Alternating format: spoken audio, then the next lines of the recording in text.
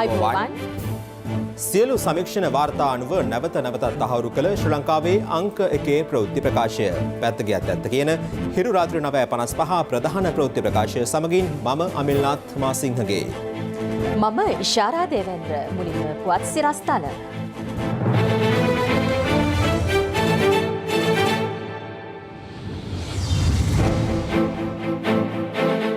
පාස්ක් වාර්තාව කැබිනට්ටුවට ප්‍රහාරය වළක්වා නොගැනීම ගැන හිටපු ජනපති මෛත්‍රී පූජිත් සහ හේමසිරි පිළිබඳවත් සටහන්.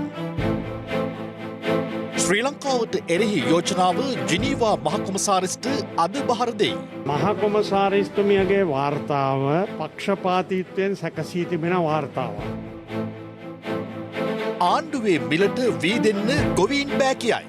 ඇමති තදින් සිටි. මේ දෙකටම ලෑස්ති නැත්නම් ගොවියා ආණ්ඩුවට සිද්ධ වෙනවා පාලන මිලෙන් ඉවත් වෙන්න. එතකොට මොකද වෙන්නේ? වී කිලෝ එක රුපියල් 25ට බයිනවා. ඉතින් ඒකද කරන්න කියන්නේ අපි. වතුර කපන බව මණ්ඩලය කියයි. වේලි කාලගුණය මැයි දක්වා. කොවිඩ් මරණ 450 දක්වා ඉහළට. බස්නාහිර ජනතාවට එන්නත දීම කඩිනම් කෙරේ.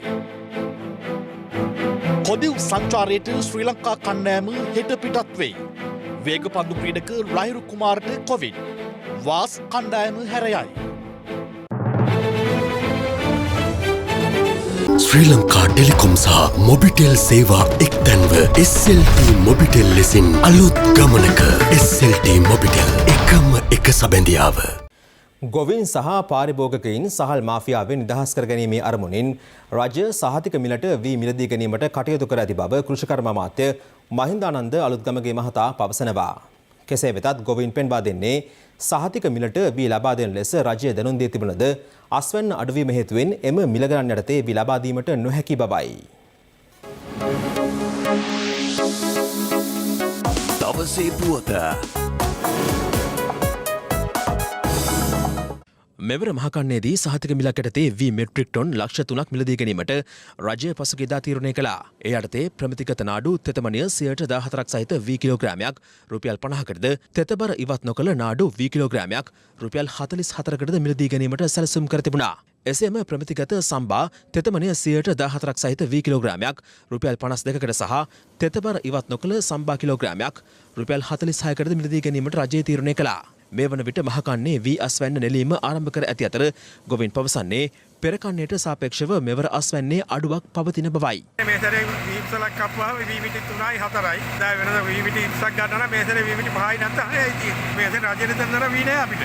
අර භාගයක් කපලා දැන් බලන්නකො මේ වී මිටි 16යි තියෙන්නේ. රහි යානේ ඔකේ ප්‍රශ්න වලින් විනාශ වෙලා දිරලා වෙලා තියෙනවා. කලට වෙසි ලැබුණේ නෑ. ගොවියෝ කලට ගොවිතැන් කරා. හැබැයි කාලේ පහුවෙලා අකල් වෙයි දැන් වහිනවා. වහිනකොට ගොවි ජනතාවගේ අස්වැන්න නෙලන්ට තියුණ කුඹුරු වැටිලා කීඩෑව කාලා හානි වෙලා තියෙනවා. ඊටු ටික අලි කනවා. මේ පාර අස්වැන්න එකටයක්ම අඩු. ගොවියෝ හොඳටම අසරණ පාත්‍රේ වැටලා ඉන්නේ. අස්වැන්න හොඳටම හිකතාවයක් තියෙනවා. ඒ නිසා අපිට මේ පාර රජයට වී දෙන්න ක්‍රමවේදයක් නැහැ. කෙසේ වෙතත් තම අස්වැන්න අඩුවීමත් සමග රජයට වී ලබා දීමට හැකියාවක් නොමැති බවත් රජය ලබා දී ඇති සහතික මිල ඉක්මවා පෞද්ගලික අංශ වී මිලදී ගැනීමට කටයුතු කරන බවත් ගොවීන් පෙන්වා දෙනවා.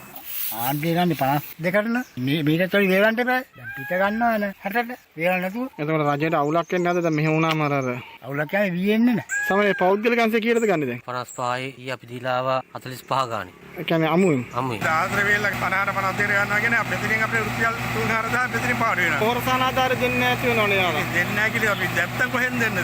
වෙන කුඹුරු වලින් කපලා ගේන්නේ. 60 දක්වා වී මිල වැඩි කරලා දෙන්න කියලා තමයි අපි ඉල්ලන්නේ. ණය ටික ගෙවා ගන්නවත් බැරුව මලු ටික ගෙදරට අර යන්න වෙලා තමයි තියෙන්නේ. ණය ටික ගෙවලා ඉවරුණාම සාමාන්‍ය වෙරිච් එක අම්මාපා අර යනවා 50ට 53ට රජෙන් ගන්නේ 50ට. ඉතින් 50ට දෙන්නේ කොහොමද මේ වී? තෙත වී අපෙන් ගන්නෙම නැහැ. වී කිලෝ 1000ක් දෙන්න කියලා රජයට කියනවා. රජයේ මිලත් එක්ක සංසන්දනය කරනකොට පෞද්ගලික අංශයේ මිල වැඩි. මේ මොහොත වෙනකොටත් පෞද්ගලික මෝල් හිමියෝ කමතටම ඇවිල්ලා නාඩු කිලෝවක් රුපියල් 47ට 8ට වගේ මුදලකට ලබා ගන්නවා. ඒතර ආණ්ඩුව කියන්නේ 44යි. හැබැයි 44ත් ගොවියෝ තමන්ගේම ප්‍රවාහන ක්‍රම යොදාගෙන අදාළ ආණ්ඩුවේ තැනට ලබා දෙන්න ඕනේ. ආණ්ඩුව බලයට ආවේ ගොවියට නිකම් පොහොර දෙනවා කියලා. අද මොකද්ද කරන්නේ? ගොවියාගේ පොහොරනි කපන්න මේ වී කිලෝ 1000 අපේට දීලා දැන් අද ගොවියට බලපෑම් කරමින් ඉන්නවා. දැන් මේකද සෞභාග්‍ය දක්ව ප්‍රතිපත්ති ප්‍රකාශය? සමස්ත ලංකා ගොවිජන සම්මේලනය පවසන්නේද ගොවින් මුහුණ දෙන මෙම ගැටලුවට රජය කඩිනමින් විසඳුමක් ලබා දිය යුතු බවයි. පෞගේ කාලේ අපි දන්නවා රජයට වී දෙන්න ගියාට පස්සේ ගොවියට සිද්ධ වෙච්ච අලකලංචි. අන්නේ ප්‍රශ්නවලට උත්තර දෙපුවට පස්සේ ගොවියා කැමැත්තෙන් වී ටික රජයට ගෙනත් දෙනවා. අපටත් පුළුවන් කිසි ගැටලුවක් නැතුව ගොවියව පොළඹවන්න. ගොවියට නොමිලේ පොහොර දුන්නා කියලා වී ඉල්ලනවා නම් ප්‍රජාතන්ත්‍රවාදී රටක මිනිස්සුන්ට එම බලපෑම් කරන්න බලහත්කාරකම් කරන්න කිසිම අයිතියක් නැහැ. පොහොර සහනාධාර යටතේ මෙරට වීවගා කරන ගොවීන් කරන දසලක්ෂ 41,923ක් රජයේ වී මිලදී ගැනීමේ වැඩපිළිවෙල යටතේ එක් ගොවියෙකුගෙන් වී කිලෝග්‍රෑම් 1000 බැගින් මිලදී ගනු ලබන්නේ කුඹුරු හෙක්ටයාර 1.1 අතර වගා කරන ගොවීන්ගෙන් පමණයි. කෙසේ වෙතත් එවැනි භූමි ප්‍රමාණයක වී වගා කරන ගොවීන් සිටින්නේ 266,291 දෙනෙක් පමණයි. මේ රටේ සමස්ත ගොවියන්ගෙන් 127%කින් පමණයි අපි මේ පොහොර සහනාධාරයට වී කිලෝ 1000ක් ලබා දෙන්නේ කියලා කියන්නේ. මේ වැඩපිළිවෙලෙන් ගොවියා ඉවත් වුණොත් පොහොර සහනාධාරය අහිමි වෙයි. ඒ විතරක් නෙවෙයි ඔවුන්ට පොහොර ගන්න වෙන්නේ රුපියල් 4,000කට. ඒ වගේම රක්ෂණය වෙනුවෙන් ඔවුන්ට ඒ වගකීම දරා ගන්න වෙයි. මේ සංචිතය තියාගන්න වෙන මොනවත් හින්දා නෙවෙයි. ගොවියත් පාරිභෝගිකයත් දෙකම ආරක්ෂා කරගන්න. කිලෝ ලක්ෂ 20 අද වෙනකොට වීඇලේ මණ්ඩලයට ගෙනත් දීලා තියෙනවා. ඒ නිසා මේ වැඩපිළිවෙල හැටියට අපි අනිවාර්යයෙන් මේක අපි ක්‍රියාත්මක කරනවා. මේ දෙකටම ලෑස්ති නැත්නම් ගොවියා ආණ්ඩුවට සිද්ධ වෙනවා පාලන මිලෙන් ඉවත් වෙන්න. එතකොට මොකද වෙන්නේ? වී කිලෝ එක රුපියල් 25ට බයිනවා. ඉතින් ඒකද කරන්න කියන්නේ අපි. ආණ්ඩුව පොහොර ටික දෙනවා. ආණ්ඩුව තාක්ෂණය දෙනවා. ආණ්ඩුව සියල්ල දෙනවා. ගොවියා මාස ගාණක් මැරිලා මේ ටික හදනවා. 4 දෙනෙක් ඉඳගෙන සම්පූර්ණ මුදල් ටික මංකොල්ල කරනවා. ඒක කරන්න අපිට දෙන්නේ නැහැ. අපි සතොස්ස සහ සම්පකාරරා අපි මේ සටනට එනවා. එතකොට අපි බලමු කාගේ හාල්ද කන්නේ කියලා. 100න් එහා 97න් එහා කිසිම කෙනෙකුට හාල් විකුණන්න බෑ. වීඇලේ මණ්ඩලේ වී ගන්නවා. දිසාපතිවරු වී ගන්නවා. සම්පකාර වී ගන්නවා. ආණ්ඩුව සල්ලි දීලා තියෙනවා. ඊට අමතරව කුඩා වී මොල් හිමියන්ට බැංකුවටයි දීලා තියෙනවා. ඒ නිසා දැන් අර 4 දෙනාගේ මල්ලට වැටෙන එක අමාරුවට වැටලා තියෙනවා ඒගොල්ලෝ. මේ පාර අපි එක්ක සෙල්ලම් කරන්න බෑ. අපි මේ වැඩේ හරියට කරමු. දවසේ පුවත.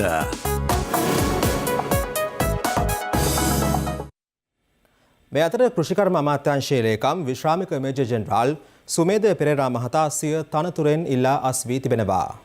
විශේෂ අමාත්‍යවරයා මගින් ජනාධිපතිවරයා වෙත ඔහු දැනුම් දී ඇත්තේ පෞද්ගලික හේතුවක් මත Taman දුරෙන් ඉවත් වන බවයි.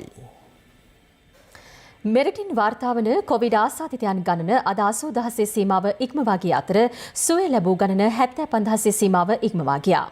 මේ අතර කොළඹ මහනගර සභා සීමාවේ පුද්ගලයන් 7000කට වැඩි පිරිසකට අද කොවිඩ් මර්ධන එන්නත් ලබා දුන්නා.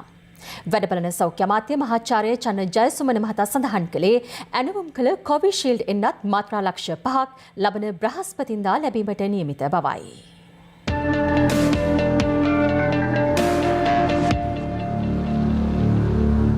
කොළඹ මහනගර සීමාවේ පුද්ගලයන් සඳහා මහා පරිමාණ එන්නත් කරන වැඩසටහන යටතේ කොවිෂීල්ඩ් එන්නත ලබා දීම අද ආරම්භ වුණා. ඒ මධ්‍යස්ථාන 7කදී. මෙම සෑම මධ්‍යස්ථානයකදීම පුද්ගලයන් 1000කට අධික සංඛ්‍යාවකට එන්නත ලබා දී තිබුණා. කොළඹ මහජන පුස්තකාලය, වරල කැම්බල් ක්‍රඩාංගණය, බණ්ඩාරනායක මාවත මාතෘ නිවාසය, මාලිගාවත්ත පීඩී සිරිසෙන ක්‍රඩාංගණය, ටොරෙන්ටන් මහල් නිවාසය, උතුරු කොළඹ කාකදූපත සහ බටහිර කොළඹ සෞඛ්‍ය වෛද්‍ය නිලධාරී කාර්යාලය යන ස්ථානවල එම මධ්‍යස්ථාන පිහිටුවා තිබුණා. මේ වරල කැම්බල් ක්‍රඩාංගණයේදී අද පෙරවරුවේ එන්නත් කරන කටයුතු සිදු වූ ආකාරයයි.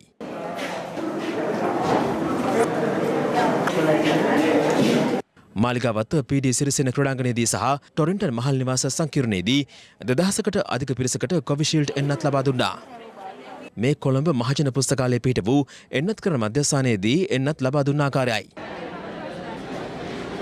ඒජ් කැටගරීස් හැටියට හැමෝටම වැක්සින් එක ගහගන්න හොඳයි කියලා මම හිතනවා. මේ වගේ හැම කෙනාම මේක කරගත්තොත් හොඳයි කියලා තමයි අපිට කියන්න තියෙන්නේ. විශේෂයෙන්ම රෝගීන් වැඩියෙන් වාර්තා නොවූ ප්‍රදේශවල ජනතාව තුළ තිබෙන ප්‍රතිශක්තිය ඉතාමත්ම අඩුයි. ඔවුන්ට මෙම රෝගය ඉතාමත්ම ශීඝ්‍රයෙන් පැතිර යා හැකියි.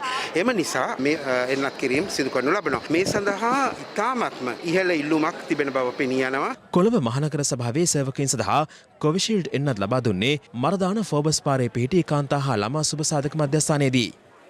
කෙසේ වෙතත් එම ස්ථානයට නිලධාරීන් සහ සේවකයින් විශාල පිරිසක් ඇඳවා තිබීම හේතුවෙන් උණුසුම් තත්ත්වයක් ඇති වුණා. තන දාගෙන මේ වේත් පිටින්න කියනවා. මේක රෙඩි තියෙන මිනිස්සු ඉන්නවා. ඒ මිනිස්සුන්ගේ පොත් බලන්නේ නැහැ. දැන් මීටර දුර ඉන්න කියලා තියා. හැබැයි මීටරයට පස්සේ ගාන තමයි දැන් ඉන්නේ. කටුනායක ගුවන්තොටුපළ හා ගුවන් සේවා සමාගමේ සේවයේ නියුතු 500 දෙනෙකුට පමණ කොවිඩ් එන්නත් ලබා දීම අද සිදු වූයේ ගුවන් හමුදාවේ වෛද්‍ය කාර්ය මණ්ඩලයේ මැදිහත් වීමෙන්. මේ වන විට එම සමාගමේ සේවය කරන 2000කට ආසන්න පිරිසකට එන්නත ලබා දී ඇති අතර තවත් 2200කට එන්නත ලබා දීම නියමිතයි. දෙවනපුර පිහිටි පොලිස් අභ්‍යාස විද්‍යාලවල නිලධාරීන් සඳහා කොවිෂීල්ඩ් එන්නත ලබා දීම කළුතර පොලිස් අභ්‍යාස විද්‍යාලයේදී අද ආරම්භ වුණා.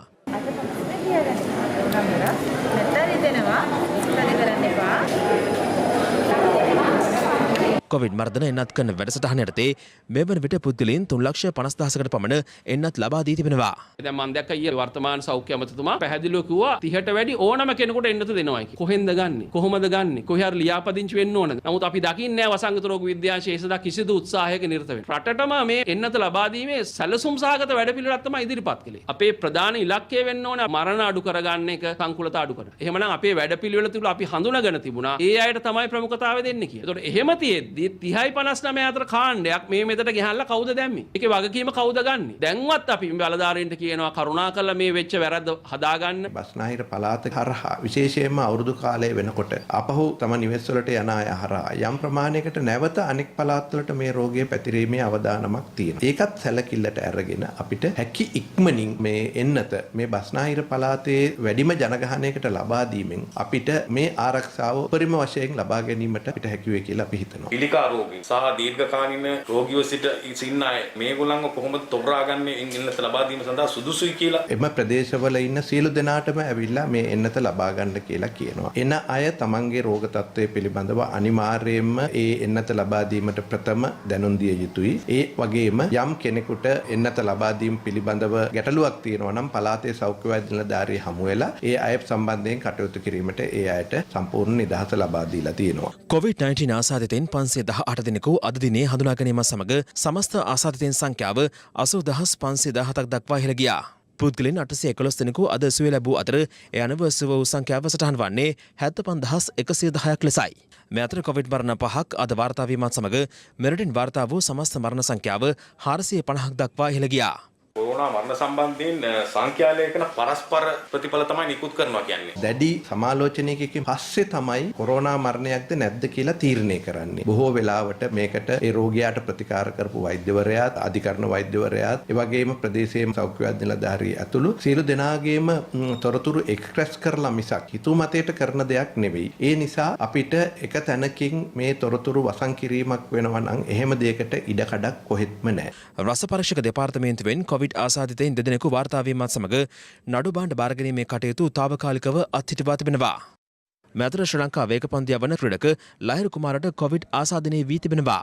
ඒ බව තහවුරු වී ඇත්තේ බටහිර ඉන්දිය කොදෙව් තරග සංචාරයට පිටත්ව යාමට පෙර ශ්‍රී ලංකා ක්‍රිකට් ක්‍රීඩකයින්ට සිදු කළ කොවිඩ් පරීක්ෂණයේදී. කොදෙව් තරගාවලියට සහභාගී වන ශ්‍රී ලංකා ක්‍රිකට් කණ්ඩායම හෙට අලුයම දිවයිනෙන් පිටත්ව යාමට නියමිතයි.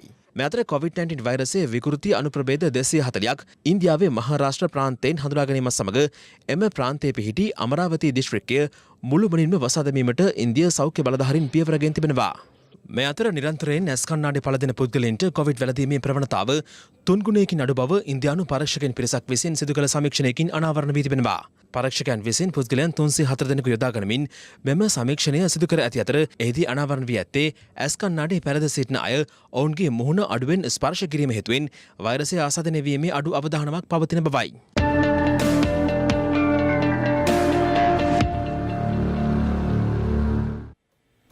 පාස්කු ප්‍රහාරය පිළිබඳ විමර්ශනය කළ ජනාධිපති කොමිෂන් සභාවේ අවසන් වාර්තාව ජනාධිපතිවරයා අද කැබිනට් මණ්ඩලය වෙත ඉදිරිපත් කර තිබෙනවා.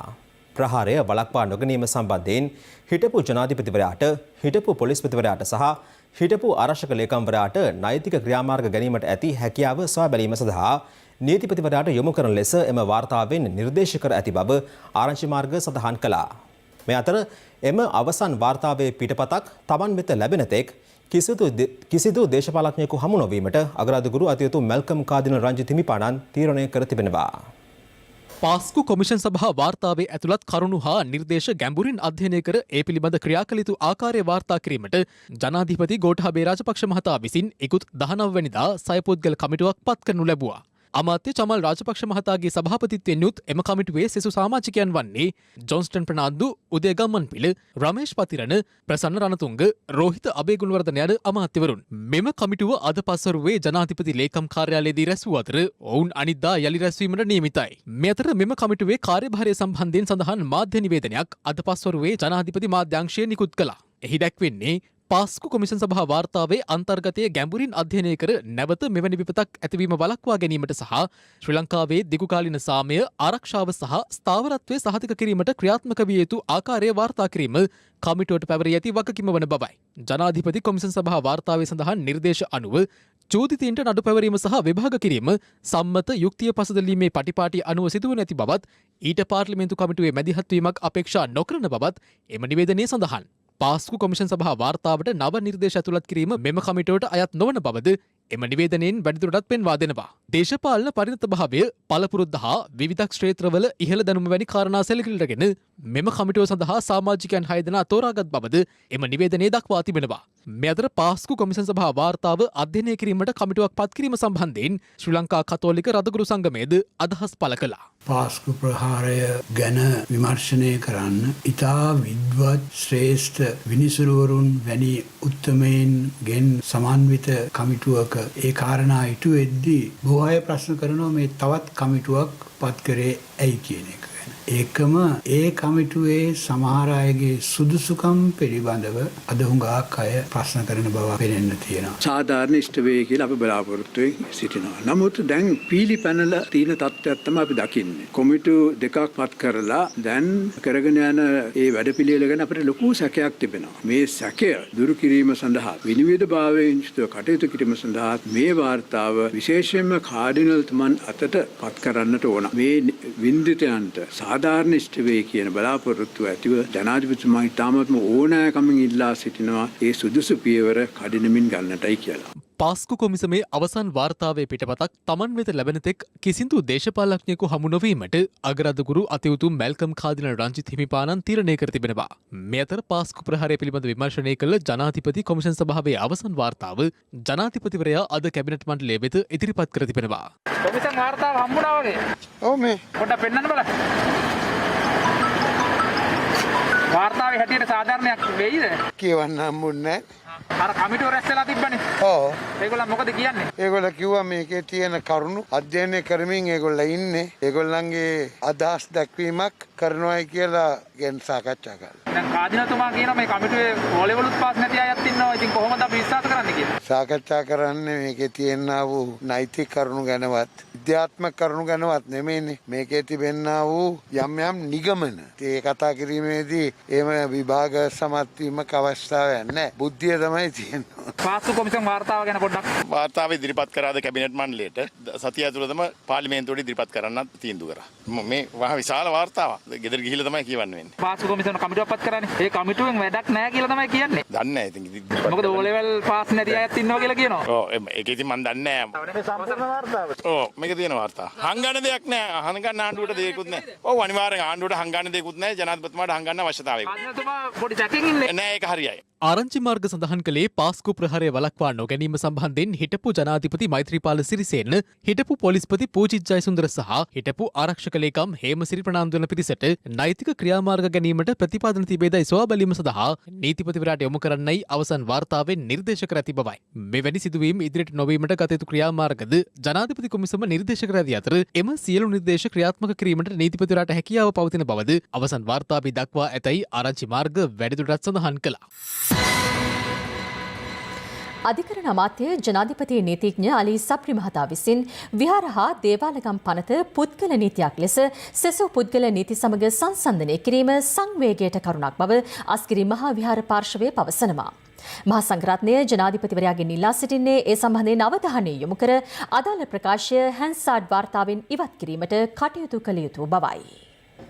විහාර දේවාලගම් පනත ඉතාමත් පහත් අන්දමින් සංසන්දනය කොට තිබෙන පෞද්ගලික නීතියක් හැටියට එය සාවද්‍ය කරුණක් හැටියට අපි දකිනවා. විහාර දේවාලගම් පනත පෞද්ගලික නීතියක් හැටියට සලකලා එය වෙනත් නීති සමග ඉස්ලාම් ආගමික නීති සමග සම මට්ටමින් සලකා කටයුතු කිරීම පිළිබඳව අපි දැඩි සංවේගය පළ කරනවා වගේම අපි බලාපොරොත්තු වුණේ මේ රට තුළ එක නීති පද්ධතියක් තුළ ක්‍රියාත්මක වෙන තත්ත්වයක්. ඒ නිසා අපි තරේ ඉල්ලා සිටිනවා ඒ පෞද්ගලික නීති වශයෙන් පවතින නීති පද්ධතීන් වෙනස් කරලා එක නීතියක් හැටියට ක්‍රියාත්මක කරන්න අවශ්‍ය කරුණු සම්පාදනය කර දෙන හැටියට 2021 පෙබරවාරි මාස 12 වෙනි දින ගරු අධිකරණ අමාත්‍යවරයා පාර්ලිමේන්තුවේදී විහාර දේවාලගම් පනතත් පුද්ගල නීතියක් හැටියට ඇතුළත් කරගෙන ඒ කතාව පැවැත්වා තිබෙන්නේ. නමුත් විහාර දේවාලගම් පනත ආණ්ඩුක්‍රම ව්‍යවස්ථාවේ 9 වෙනි වගන්තියේ නම් බුද්ධාගම සුරක්ෂිත කොට පෝෂණය කරන අතර ප්‍රමුඛ ස්ථානයේ පිරිනමන්නේ කියන වගන්තියත් එක්ක බද්ධ වුණු නීතියක්. මේ රජය බලයට පත් කළේ කවුද කියලා රජයත් ප්‍රකාශ කර තිබෙනවා. නමුත් රජයට මතක් කර දී යුතුව තිබෙනවා කවුද බලයට පත් කරේ කියලා. ඒ නිසා මේ පිළිබඳව ගරු ජනාධිපතිතුමා දැඩි අවධානය යොමු කර මෙය පාර්ලිමේන්තුවේ හැන්ඩ්සාඩ් වාර්තාවනේ ඉදිරිපත් කළ යුතුයි. අනාගතයේදී රටක අධිකරණ ඇමතිවරයෙක් කරපු ප්‍රකාශයක් හැන්ඩ්සාඩ් ගත වුණාට පස්සේ ඒක දිගින් දිගටම අපේ රටට අපේ ආගම දහමට විරුද්ධව ලියන කියන අය රාජ්‍ය නොවන සංවිධානවල අය මේවා පාවිච්චි කරන්න පුළුවන්. එතුමා එදා මෙසේ කියා තිබෙනවා කියලා. බුද්ධාගම සුරක්ෂිත කොට පෝෂණය කරන අතර ප්‍රමුඛ ස්ථානයේ පිරිනමන්නේ කියන වගන්තිය පිළිබඳව ගැටලු පවතින අවස්ථාවේ මේ ඊටාම ප්‍රවේශමයි මේවා පිළිබඳව කතා කරන්න කියලා මේ රජයේ මැති ඇමතිවරුන්ටත් අපි කරුණාවෙන් ඉල්ලා සිටිනවා. 46 වැනි එක්සත් ජාතීන්ගේ මානව හිමිකම් සැසිවාරය අද ආරම්භ වුණා. විදේශ කටයුතු අමාත්‍ය දිනේෂ් ගුණවර්ධන මහතා සඳහන් කළේ එක්සත් ජාතීන්ගේ මානව හිමිකම් පිළිබඳ මහ කොමසාරිස්වරිය මෙරට සම්බන්ධයෙන් සිදු කර ඇති ප්‍රකාශ අසත්‍ය බව සනාථ කිරීම සඳහා මිත්‍ර රටවල් සමග එක්ව කටයුතු කරන බවයි.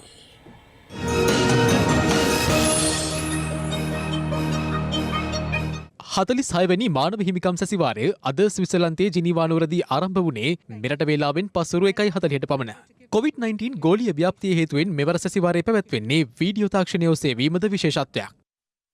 I ask member states to take a clear look at their own record in terms of the real impact of their efforts to end discrimination, redress inequalities, and ensure that all the people have the freedom to participate fully in decisions.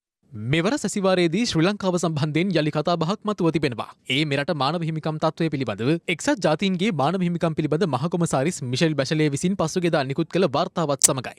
එමගින් මානව හිමිකම් කොමසාරිස්වරිය සමාජික රටවලින් ඉල්ලා තිබුණේ ශ්‍රී ලංකාවේ මානව හිමිකම් උල්ලංඝනය කිරීම හා අපභාවිත කිරීම සම්බන්ධයෙන් චෝදනා ලැබ සිටින පුද්ගලයින්ට එරෙහිව සම්බාධක පැනවීම පිළිබඳව සලකා බලන ලෙසයි.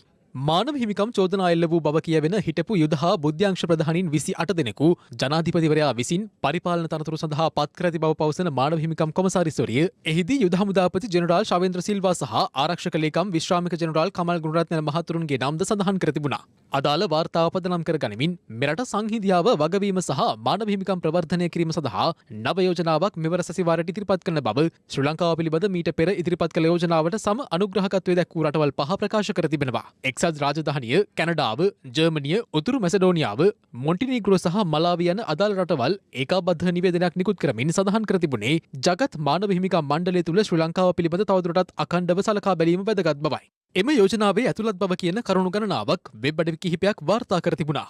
ඒ අනුව පසුගිය කාල සීමාව තුළදී පරිපාලන කටයුතු සඳහා හමුදාමේ දායකත්වය වැඩි කිරීම, අධිකරණ පද්ධතියේ ස්වාධීනත්වය සහ මානව හිමිකම් වෙනුවෙන් පෙනී සිටින ප්‍රධාන ආයතනවල ක්‍රියාකාරීත්වය හීනවීම තුළින් මෙරට මානව හිමිකම් තත්ත්වය අවදානමට ලක්ව ඇති බව එම යෝජනාවේ ඇතුළත් බව සඳහන්. ඒ හරහා ආගමික ඇදහීම්, ප්‍රකාශනීය අයිතිය සහ සිවිල් සමාජයේ ප්‍රජාතන්ත්‍රවාදී පරාසයන්ද හීන වී ඇති බවද යෝජනාවට ඇතුළත් කර තිබෙනවා. COVID-19 වසංගතයෙන් මිය යන පුද්ගලයන්ගේ දේහ ආදාහනය පමණක් කරන බවට වූ තීරණය හරහා විවිධ ආගමික කොට්ඨාසයන්හි ඇදහිලි සම්බන්ධයෙන් තීරණාත්මක බලපෑමක් සිදු කර ඇති බවත්, ඒ හරහා ආගමික සුළුතරයින්ට අසමාන ලෙස සලකා ඇති බවත් එහි වැඩිදුරටත් සඳහන්. ඒ අනුව ප්‍රතිසන්ධානය හා වගබීම පිළිබඳව ශ්‍රී ලංකාවේ ප්‍රගතිය අධීක්ෂණය කිරීමටත් ඒ පිළිබඳ ලිඛිත වාර්තාවක් 49 වැනි මානව හිමිකම් සැසිවාරයටත් සම්පූර්ණ වාර්තාවක් 51 වැනි සැසිවාරයටත් ඉදිරිපත් කරන ලෙස ඔවුන් සිය යෝජනාව මගින් මානව හිමිකම් කොමසාරිස්වරියගෙන් ඉල්ලා ඇති බවයි වාර්තා වන්නේ. අර මිෂෙල් බැච්ලේ මැතිනියගේ වාර්තාව පදනම් කරගෙන ශ්‍රී ලංකා හමුදාව යුද අපරාධ කරා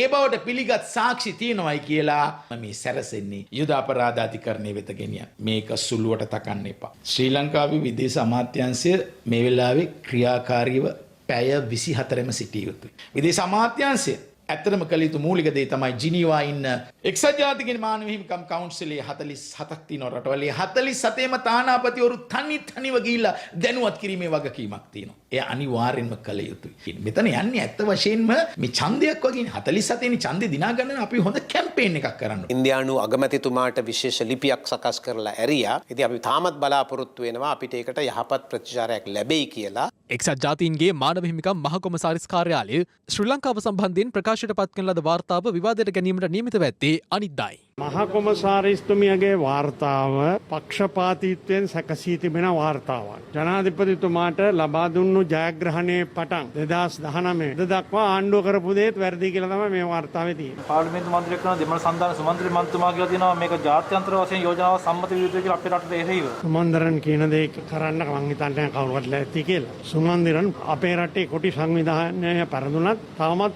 සිටින කොටි හඬක් පමණයි. පසුගිය යහපාලන රජය සමයේ දේශපාලන පරිගැනීම් වලට ලක් වූවට වත්මන් රජය යටතේ සාධාරණයක් ඉටුවිය යුතු බව පවසමින් සිවිල් සංවිධාන මෙන්ම දේශපාලඥයින්ද විවිධ අදහස් පළ කළා. රංජන් රාමනායක වගේ නළුව පාවිච්චි කර අධිකරණය පිළිබඳ විශ්වාසය විදවට්ටන්න. දේශපාලන පරිගැනීම් කරලා යම් කණ්ඩායමකට හානියක් කරපු අය අද බය වෙලා ඉන්නවා ඒ පරිගැනීම් සම්බන්ධයෙන් නීතිමය කටයුතු සිදු කරන්න යද්දී. මතක තියාගන්න තමන් පලි අරගෙන අසාධාරණයක් යම් පුද්ගලයෙකුට සිදු කරොත් අසාධාරණයට ලක් වෙච්ච පුද්ගලයාට අයිතිය තියෙනවා අධිකරණයට හෝ නීතිය පසුබිම් ආයතන වලට ගිහිල්ලා තමන්ට සාධාරණ ඉටු කරගන්න. කොයිතරම් අසාධාරණද කියන්නකෝ කෙනෙක් හිරගත කරලා තමන්ගේ නිදහස විනාශ කරයි කියලා කියන්නේ ඒක කවුද ඊට පස්සේ ඒකට වග කියන්නේ? මම දැක්ක දැන් මාස ගණනාවක ඉඳලා දේශපාලන අසාධාරණයට පත් වෙච්ච අය සිරදඬුවම් ලැබලා තියෙනවා. ඒගොල්ලන්ට සාධාරණයක් ඉල්ලන්න කියලා පාර්ලිමේන්තුවේ මැති ඇමතිවරු පවා ප්‍රකාශ කරලා තියෙනවා. තාමත් මේ පිළිබඳව අවධානය යොමු කළා නැහැ. අපිට හිතෙන්නේ මොකද්ද කියලා හිතා ගන්න බෑ. තාම පැහැදිලිව යහපාලන රජයේ ආරම්භ කරපු වෙලාවෙ ඉඳන් අවසානයේ දක්වා කෙරුවේ දේශපාලන පරිගැනීම් තමයි. කවවද හිරේ නොදැම්. අපි දන්නවා අපේ മന്ത്രിවරු හිටපු മന്ത്രിවරු සිරගත කරලා ඉන්නවා. ඒ නඩු තීන්දුව වලට බලපෑම් කරපු හැටි පහුගිය කාලේ අපි ඇහුවා. ඒ අයට දිට්ඨ ධම්ම වේදනීය කර්මය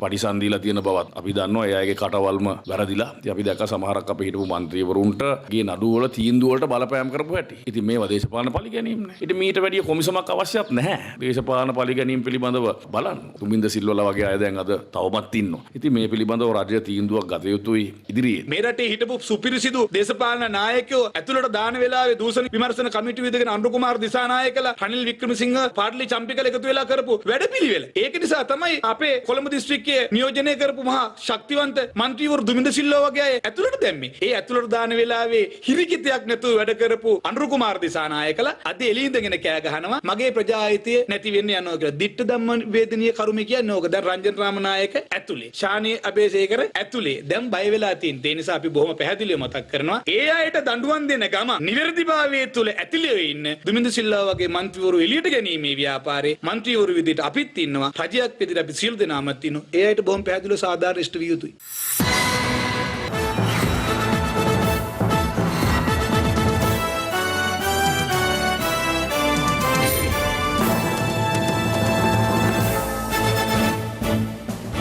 අලිමිනිස් ගැටුමට සහ වන සතුන්ගෙන් වගාවලට සිදුවන හානි සඳහා විද්‍යාත්මක විසඳුම් ඉල්ලා දිවයිනේ පළාත් කිහිපයක ගොවි ජනතාව දඹුල්ල නගරයේදී විරෝධතාවක නිරත වුණා.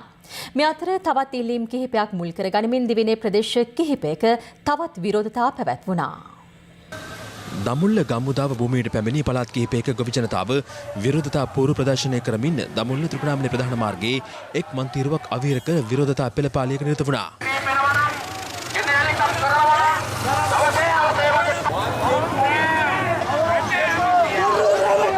ගම තුල මේ සත්තු රැඳිලා ඉන්නේ කැමැත්තෙන් නෙමෙයි ඌට හිමි තන කැලේ තුල නැතිකම හින්දා තියෙන කැලෑ ටික සුපෝෂණය කරලා සත්තුන්ට අවශ්‍ය ආහාර ටික වතුර ටික සම්පාදනය කරන්න කියලා බල කිරීම තමයි අපේ එක ඉල්ලීමක්. ඔය අගල් ඇමති යන්නේ අම්පාරේ ඉඳලා මයියංගලේ හරහා මහවැලිගඟේ යට අලි බුදියන් ඉන්නකොට ඒ අලි ටික ගම් වදිනකොට ඇමතියා AC එක දාගෙන කොළඹ යනවා. ඒ නිසා අපි කියනවා ආණ්ඩුවට මේ ප්‍රශ්නට මහා මුස්ලිම් ලබා දෙන්න. මේ අතර කොරෝනාව GP පෙරේරා මාවතේ ඇති නිවාස සහ කඩකාමර අත්නෝමතික ලෙස නිවාස සංවර්ධන අධිකාරිය මගින් ඉවත් කරන බවට චෝදනා කරමින් ප්‍රදේශවාසීන් විරෝධතාවක නිරත වුණා. මේ අතර මැනුම් කටයුතු සඳහා එහි පැමිණි නිවාස සංවර්ධන අධිකාරිය නිලධාරීන්ට ප්‍රදේශවාසීන්ගෙන් විරෝධය එල්ල වුණේ මෙලෙසින්. අද අපේ දුක කියන්න කිසිම කෙනෙක් නෑ. දුමින්ද සිල්වා මැතිතුමා. අද එතුමා සිරගත වෙලා ඉන්නවා. එතුමා නැති පාඩු අපිට බොහෝසේ දැනෙනවා.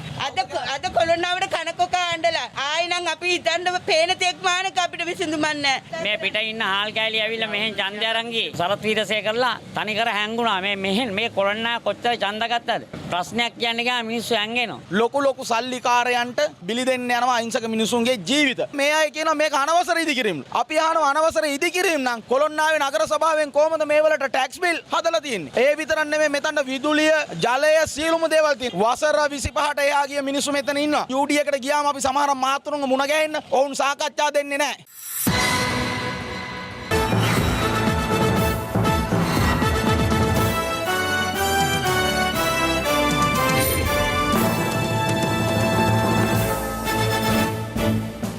බටහිර ඉන්දිය කොදෙව් තරග සංචාරය සඳහා ශ්‍රී ලංකා ක්‍රිකට් කණ්ඩායම පිටත්ව යන්නට හෝරා කිහිපයක් පමණක් ඉදිරිව තිබෙද්දී කණ්ඩායමේ වේගපන්දු පුහුණුකරු චමින්ද වාස් එම දුරෙන් ඉල්ලා අස්වීමට තීරණය කර තිබෙනවා. ඒ ඔහුගේ කොන්ත්‍රාත් ගිවිසුම සම්බන්ධයෙන් මත වූ ගැටලුවක් මුල් කර ගනිමින්. ඒ සමගින් අදට ඔබෙන් සමුගන්නවා. තවදුරටත් තහවුරු කර ගන්නට ඔබේ ජංගම දුරකථන ජාලය අනුව තිරේදී සන පරිදි හිරු ප්‍රවෘත්ති SMS සේවාව සක්‍රිය කර ගන්න. යලිත් හමුවෙමු හෙට මධ්‍යහන 11:55 ප්‍රවෘත්ති ප්‍රකාශයේ. සුබ රාත්‍රියක්.